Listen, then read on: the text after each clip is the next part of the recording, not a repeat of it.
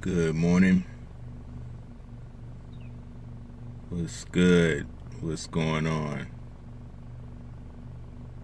I want to do that one today. I'm going to hit that one. What's good with you? Grace and peace, good people. Blessings from my Lord and Savior, Yeshua. Grace to all the kingdom citizens, wherever you are. Checking in. Blessings, blessings. Hope all is well with you.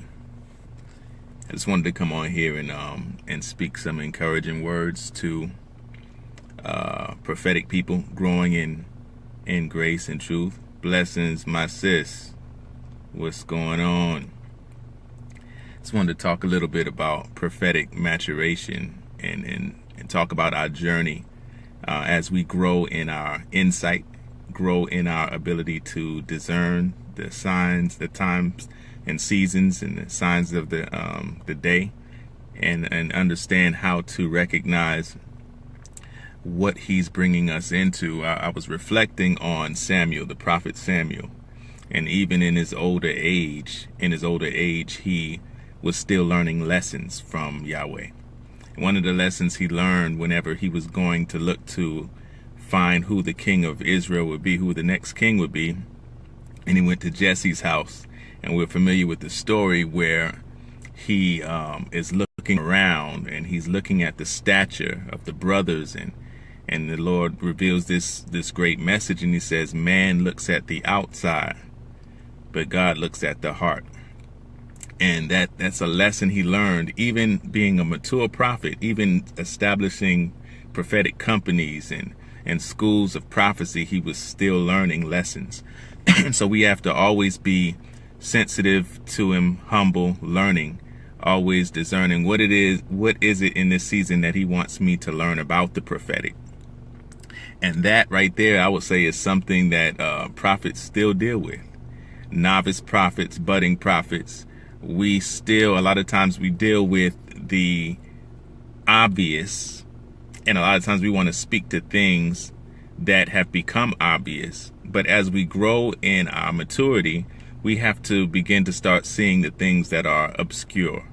We need to be able to begin to start seeing things beyond the surface. And so that's not a diss to any prophets on whatever level you're on, but we have to understand that there is a range.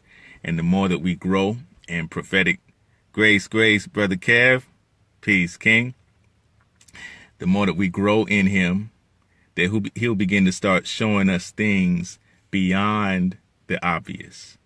You know, it's easy to be very have a lot of commentary on things that everybody else already knows, or that is already made common knowledge. You don't want to be Captain Obvious because it doesn't reveal anything supernatural about our insight, or our ear, having an ear to hear what is at the heart of the Lord. So if you're saying what everybody else is saying, you're being an echo, and your voice has not become authentic because you're just repeating what you heard other people saying. It might be a good thing that everybody else has said. But as we grow in prophetic maturity, what we find is that he begins to reveal to us things that we have not heard anybody else say. And he starts showing us things that are not obvious, that are not on the surface. Now, let me break this down a little bit, because we have to also learn that when he does reveal to us the obscure things, the hidden things, it is not meant for us to say everything that we see. And this is a problem for novice prophets, because novice prophets a lot of times deal so much with rejection and deal so much with wanting to be affirmed that anytime you hear and see something, you want to say it and declare it. But we have to understand that the purpose for us seeing it and the purpose for us hearing it primarily is not just so that we could declare it. Now, you would say, well, a prophet, that's what you're supposed to do. But before prophets were called prophets, they were called seers. And so one thing we have to understand is that our relationship with the Lord is even more important to him than our ministry for the Lord. So one of the reasons why he shares with us his heart is for intimacy and for relationship with him. My sister's on here wrote a book and it deals with sonship, and which is powerful. It's a powerful revelation and understanding. Sheree James. And so that's exactly it. So he wants to share life with us. He wants to share his burden with us.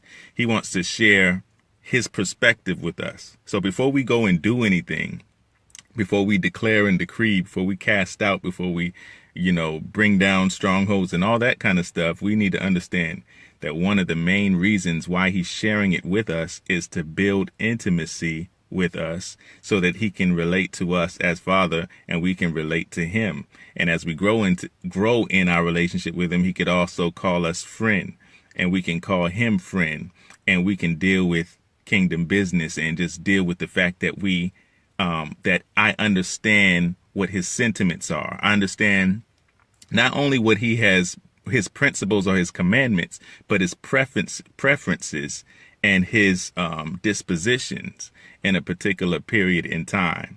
The things that you can't get from chapter and verse, but the things that you can get only from fellowship and your worship and your interaction with him. So before we speak out and say and decree, we have to understand that some things he wants to show us just so he can build intimacy with us. That's the first thing. So novices have to learn how to not say everything that they see, not declare everything. Another thing is we have to learn how to journal, write down what we have, or create some kind of record of what we've been given. That would kill that to feel like we have to always go on Facebook or go on IG or whatever and declare it to the world. Sometimes he just wants us to record, preserve, document the time that he revealed it to us so that he can minister why he revealed it to us later on. He just wants us to, to inscribe it, to put it down, and or at sometimes to legislate it, to get it from in our spirit to in the natural world. But it doesn't mean that we need to make it public. We understand that Daniel was shown things and he said, it's shut up right now. It's not to be revealed. With John, that's another thing too. We're talking about two prophetic figures where the Lord was revealing to him many things, but he's like, this is shut up. It's sealed. So we have to understand that there are times he reveals to us things that he wants to remain sealed because it's not the time for it to be revealed. So that takes self-control. It takes, let me see. Yeah, it's better. I can see somebody now. You can see what you have here. So it takes discipline and self-control. And the same way people can be undisciplined in their eating habits, people can be undisciplined in their controlling their flesh, their desires. Prophetic people can be undisciplined with controlling their tongue and releasing stuff that should not be released. Well, somebody might say, well, why would God show it to me if he doesn't want me to say it? That's what we're talking about now. He's wanting to mature us, build us up.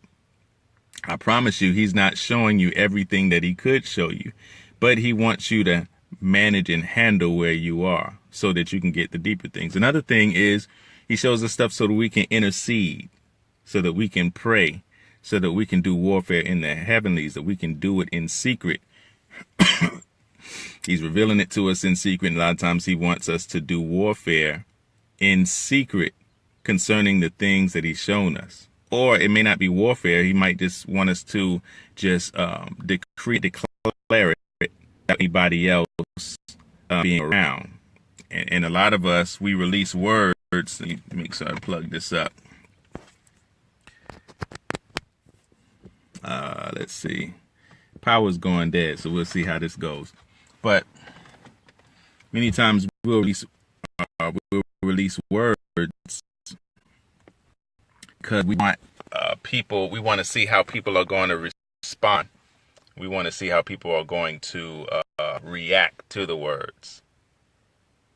I don't know. I think am I freezing? Y'all let me know. Because it looks like it's freezing over here. Somebody talk to me and tell me if it's freezing or if you can still hear this thing. I'll keep talking till I hear something. So, we use the word of God and use the prophetic so that we can get some kind of attention or affirmation, which that only happens with novice prophets, because the more you grow in him, the more you realize that say you're good. Okay, you hear me. That's good. Thank you. Oh, blessings to you. So I didn't even see you on. The more we realize that rejection of the word is part of it. And the Lord also wants to show us, to give us the burden of being rejected too. Because if we would really want to know him and fellowship with him, then we're going to fellowship with him in the power of the resurrection, the fellowship of suffering. Blessings. Okay, that's good. That's good. How you doing? Grace to you. So, yeah, so we have to learn how to not use the word for confidence, for self-esteem issues, to validate us. We need to already be settled in who we are in him. That means, this is say if I was a prophet. That means if I am a prophet and I go and preach somewhere, but I don't have a personal word for anybody, then I'm good with that. I'm good with just declaring what he said and preaching the corporate word and sitting down and going home.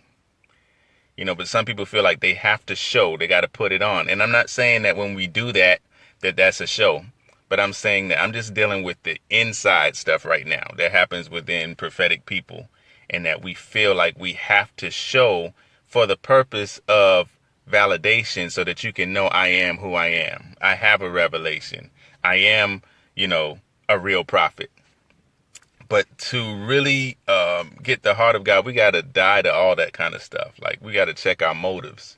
We have to check our motives. If we really want to go beyond surface prophecies, surface revelation, surface understanding, we got to get into the heart of the Lord, which is found in obscurity, is found in his bosom, is found in the secret place. And so these things cannot be, how would you say, fabricated. They can't be trumped up. Now, a lot of people confuse a real prophetic word with a lot of emotionalism and hype. And that's why some prophets have learned how to put on extra to compensate, trying to overcompensate for not having what the Lord is really saying. And that's unfortunate.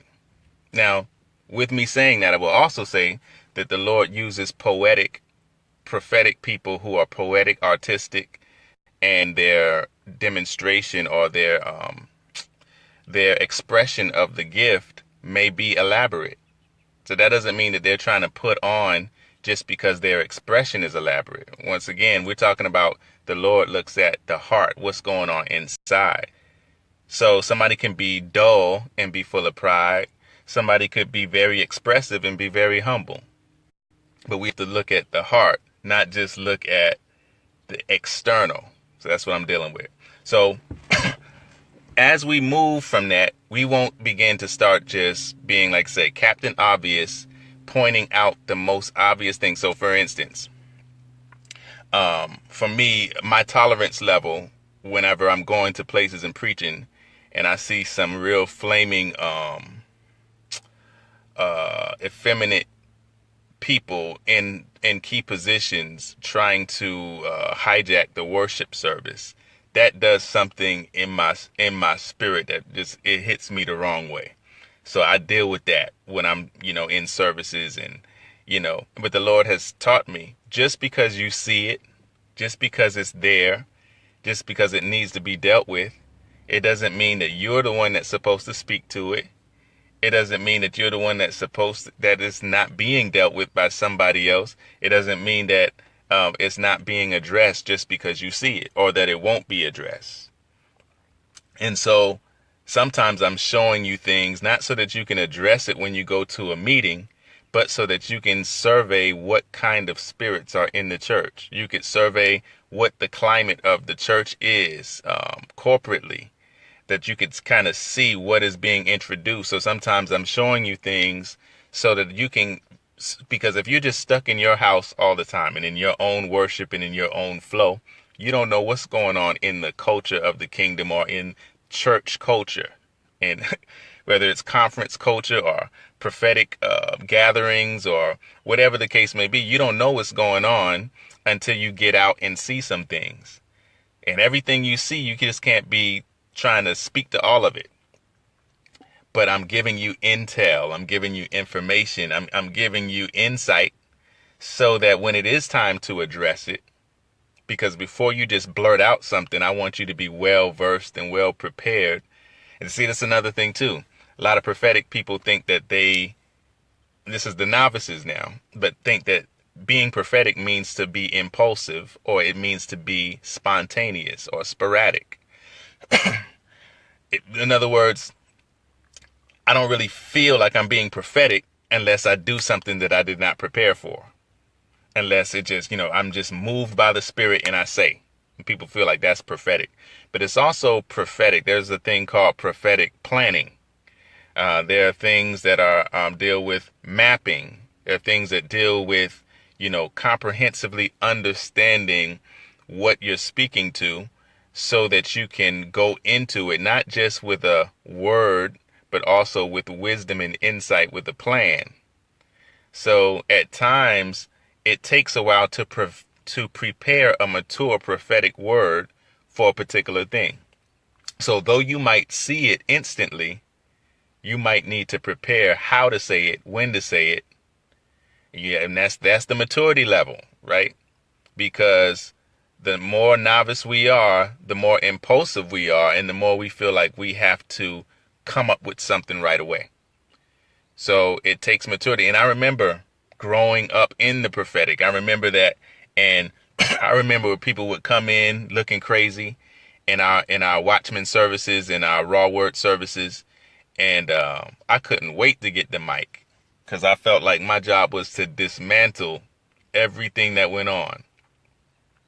But, if I was more mature in that at the time and developed long-term relationships or postured myself to develop a relationship with the people who were exhibiting some things that were not right, then I would have had more opportunities to speak to the issues, more opportunities to provide prophetic counsel, more opportunities to be a guide or help navigate, help point them to the right resources, and also to pray with them. But my whole thing is this is how I was thinking before, I'm never going to see these people again but before they leave my presence, they're going to get the word of the Lord. And so I'm just going to blast them. And that's what I did. And that's what I trained my people to do. You see sin, blast it. Okay. But how many people were sinners around Christ that he didn't always deal with that sin right away? How many people was he fellowshipping with, was he around, where he wasn't dealing, he didn't stop to address, oh, I see this. You could imagine. What's that movie? It was this movie with, was it Mel Gibson? What Women Want or something like that. I forgot the name of it. But I think that's what it was. But basically he was able to hear all of the women's thoughts. And so he was just hearing what they were really thinking all the time about him or about everything. And it was like driving him crazy. It just made me think I could imagine Christ walking around, being able to discern and know the intents of everybody's heart all the time. Being able to hear that I'm sure he had some kind of mechanism where he could cut it off, because that would drive somebody crazy. But just to be able to function in hearing everybody, maybe there was a time where he could just like when we intend to move in the prophetic, or when we intend to move in, like praying our heavenly language and go there. Maybe it's like when he wanted to pierce into that, then that was available. But I'm just trying to imagine him walking around hearing everybody's thoughts all the time. But anyway, my point is that he didn't speak to everything that he saw. He didn't, in that moment, he did not deal with everything that you would think that he would deal with, because he saw it, and he's Christ and he's holy, right? But there's a time and place for everything. So novice prophets need to learn how to be mature. And what I was going to say was, when I was younger, I would judge the older people in the ministry for not being as on point or on fire. He said, I think it's tougher for me to address things than not to address them sometimes, like sometimes actually dread it. Yeah, I think, let's see, here's the difference. If he tells us to address it, we have to overcome that fear and do it. But if you're on the flip side, I'm talking to a lot of the people that are opposite of you, because there are a lot of people who are quick to address it, like super hyper. And in our minds, we didn't think that we were being judgmental. We thought that we were being zealous, and we thought that we were upholding the righteous standard, and we thought that we were making him proud because we wouldn't let things go unnoticed or unchecked, right? So we felt like we were correcting mediocrity or correcting the lack of pursuit of holiness and righteousness. So in our minds, we were addressing the lull in the body of Christ that just seemed like nobody wanted to deal with the stuff that was going on. But and I think that a lot of times when the Lord really is starting to develop someone in either the office of the prophet or apostle, and they go through the ranks of prophetic ministry, a lot of times it's easier to see the negative than to see the positive. Some of it has to do with your training or the people who brought you into it. If you were brought into it by a mature prophet, then maybe they would have helped you avoid those pitfalls.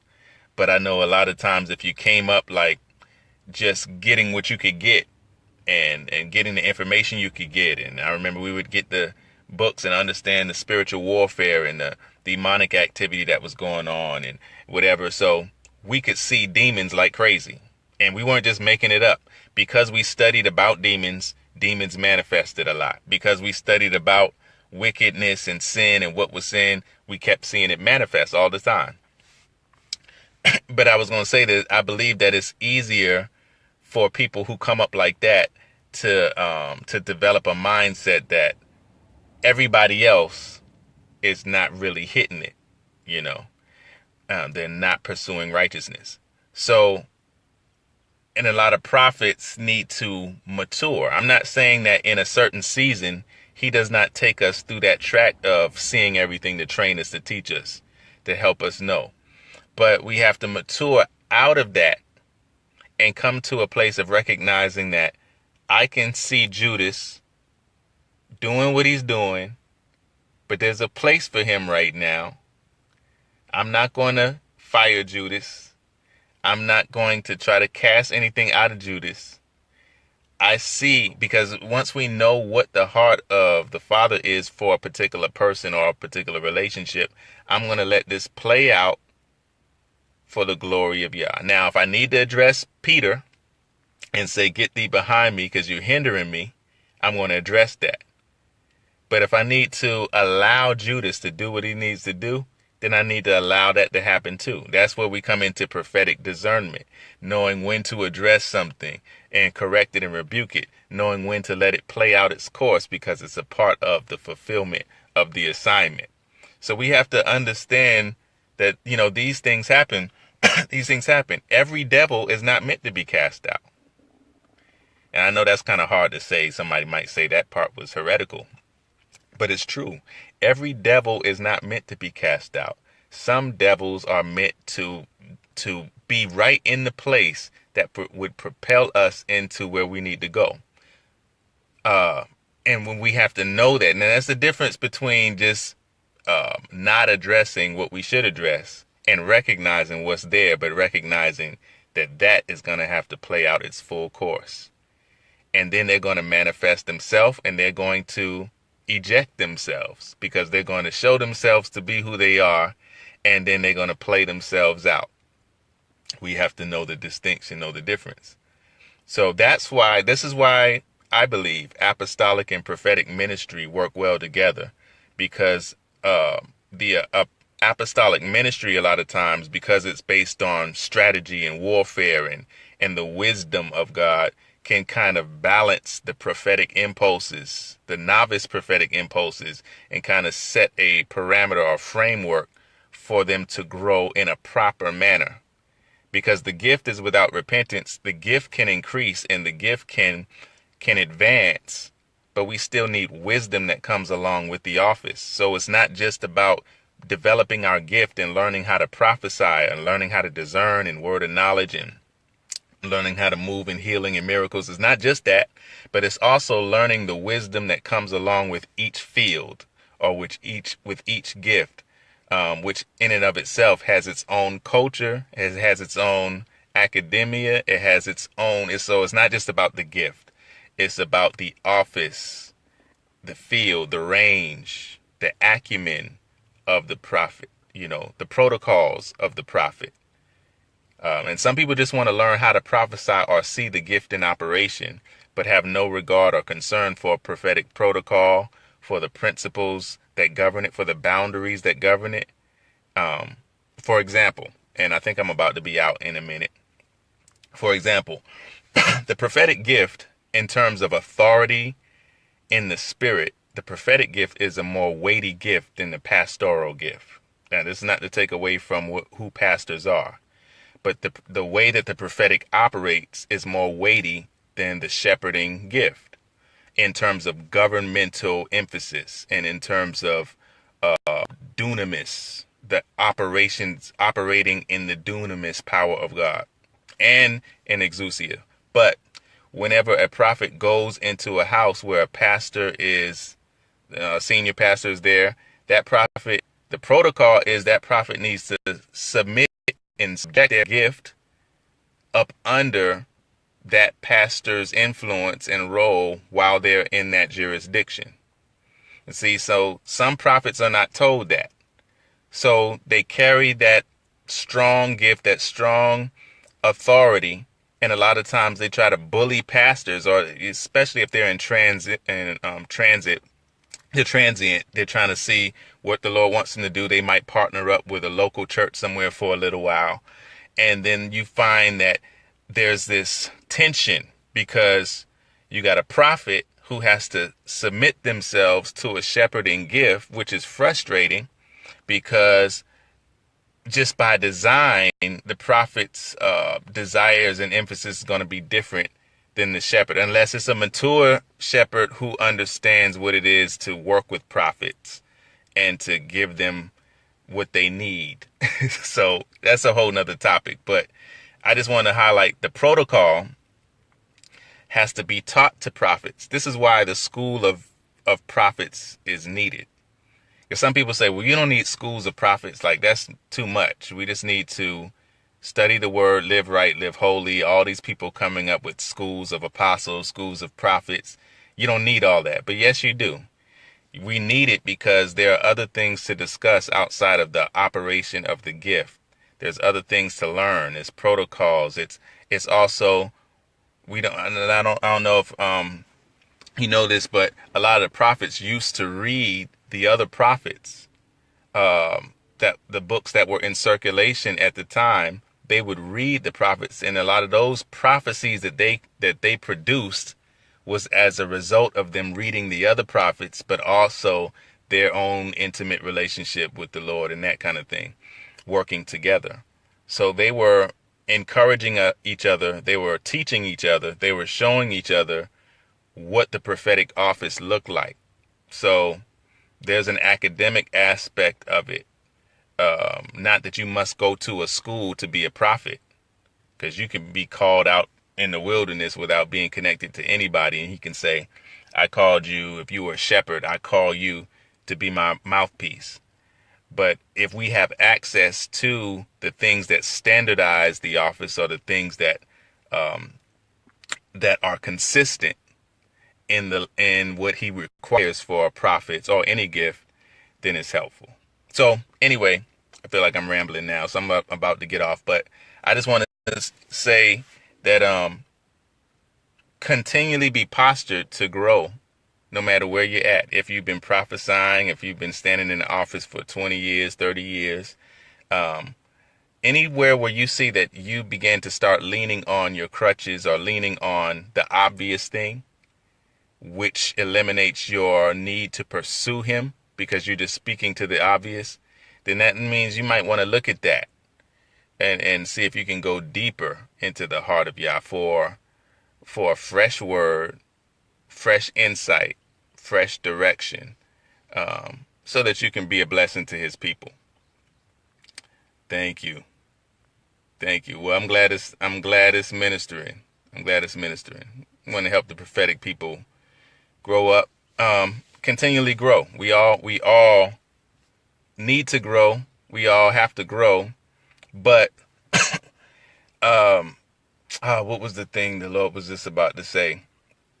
I believe that he was saying too that there are different things, there are different levels in the prophetic, and it's different levels in everything. Just because we have to grow, that's what it was. Just because we have to grow, it doesn't take away from where we already are. But if we leave out a desire to have a status, have some kind of name, a title, or some kind of position in people's mind, if we leave that out and remain students, remain humble, he will share with us so many things. So many things. It's our posture in him. Anyway, now I'm done. So hopefully you have a great day. It's already great because you're here alive and well. I pray that you go ahead and operate in the prophetic today. Go ahead and scribe something or paint something, create something that reflects the heart, mind, will of Yah. All right, grace and peace. I'll talk to you soon.